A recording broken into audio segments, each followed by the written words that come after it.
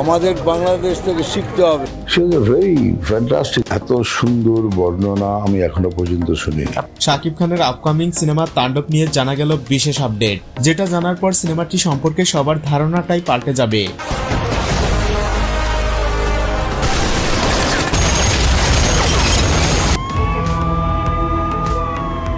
এর আগে বরবাদে শাকিব খানের বাবার চরিত্রে মিশা সওদাগর অভিনয় করে বিশেষ চমক দিয়েছিলেন।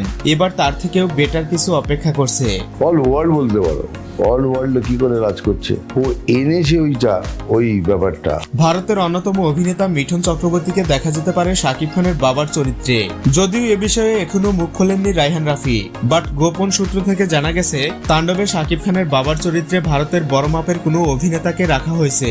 এখানে একটি সংস্থার দাবি তাণ্ডব সিনেমায় মিঠুন চক্রবর্তীকে চুক্তিবদ্ধ করা হয়েছে, তবে তাকে কোন চরিত্রে দেখা যাবে এই বিষয়টা এখনো ক্লিয়ার নয়। এক সময় ভারতের পাশাপাশি বাংলাদেশেও ব্যাপক জনপ্রিয় হয়ে ওঠেন মিঠুন। ভারতীয় বাংলায় রাজনৈতিক সিনেমার মাধ্যমে তিনি বাংলাদেশেও জনপ্রিয়তা অর্জন করে। এবার যদি শাকিব খানের বিপরীতে তাকে দেখা যায় তাহলে বিষয়টি অনেক বেশি ইন্টারেস্টিং হবে।